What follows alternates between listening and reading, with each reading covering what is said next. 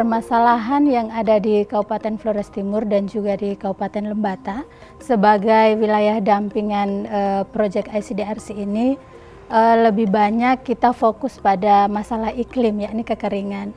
Karena seperti yang sudah kita ketahui bersama, Flores Timur dan Lembata itu memiliki berbagai macam ancaman. Kalau pengalaman di desa kami ini, kami kan punya itu daerah panas. Daerah panas, jadi iklimnya itu berubah, kadang itu hujannya bulan 11, bulan 12, jadi sekarang bulan Mei juga sudah kering. Karena setiap tahun kekeringan ini terjadi, gitu. Sedangkan respon-respon, kemudian langkah-langkah adaptif itu masih sangat minim sekali. Nah, porsi kita adalah menjembatani bagaimana masyarakat di program ICDRC ini mempunyai ketangguhan hidup berdampingan dengan iklim, kekeringan, tetapi mereka masih bisa survive dan menjaga ketahanan pangan yang stabil. Bagaimana caranya iklim yang begini ini kita bisa tanam apa saja supaya bisa. Dan ternyata dari hasil kajian itu mereka coba dengan salah satu komoditi sorghum.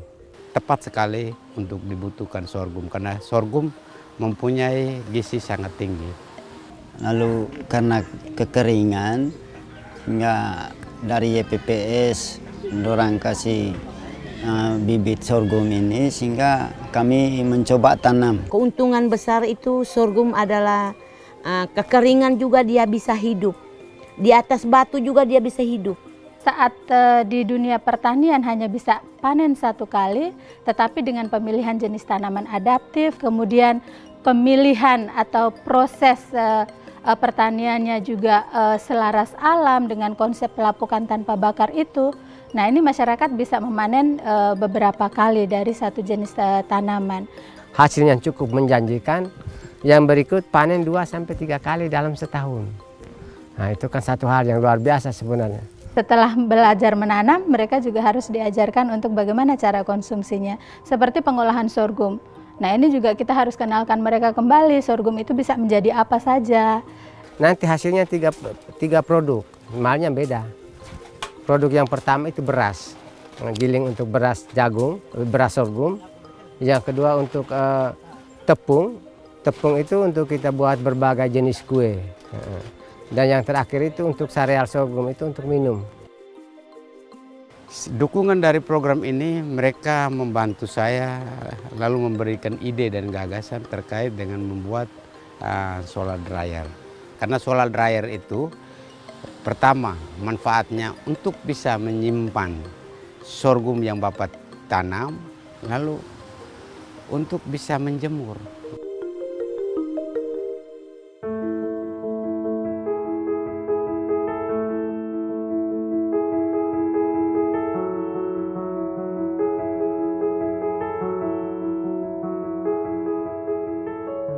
Setelah program datang, kami dapat pelatihan, makanya dikasih dengan bahan seperti ini. Kalau ini dari kelapa yang sudah diambil isinya, ketika kami menyiram, semua air terserap masuk, tidak lari keluar begitu. Selain dari itu juga berfungsi agar pupuk yang kami simpan di dalam itu, dia tetap menyerap ke bawah. Kita juga secara langsung mempraktekkan bersama dengan masyarakat konsep-konsep pertanian yang ramah lingkungan. Salah satu contohnya itu ada pelatihan untuk bagaimana nih meningkatkan kualitas tanah dengan memanfaatkan sumber daya alam yang ada, yakni yang biasa kita informasikan ke masyarakat sebagai konsep pelapukan tanpa bakar. Itu Mama tebarkan mulsa, kulit kacang tanah, daun turi, daun lamatoro, daun kelor, daun gamal. Itu merupakan mulsa untuk menyuburkan tanah, juga membasmi rumputnya juga tumbuh kurang. Tapi sebelum mulsa kita harus gembur dulu. Kasih gembur dulu, baru ratakan, baru simpan mulsa di atas begitu, baru siram.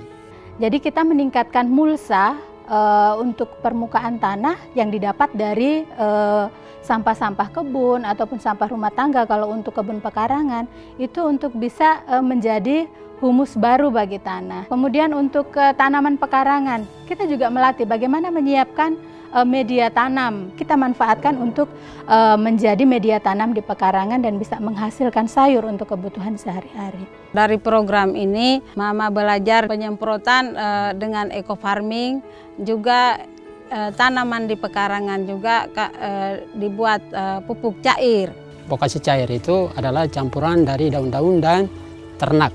Dulu itu kita pakai kimia dulu itu.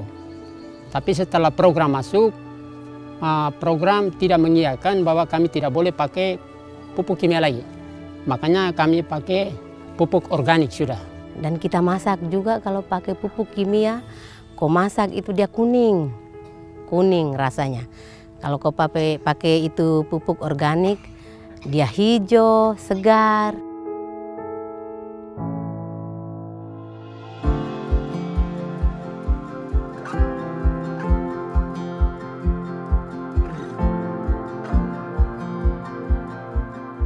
Masyarakat masih banyak membutuhkan dari dampingan-dampingan dari program ini. Kalau menurut Mama lebih maju, lebih sukses lagi supaya apa yang kita inginkan bisa tercapai ya. Terima kasih banyak ya PPS karena kami dulu beras kurang sekali Ibu. Iya.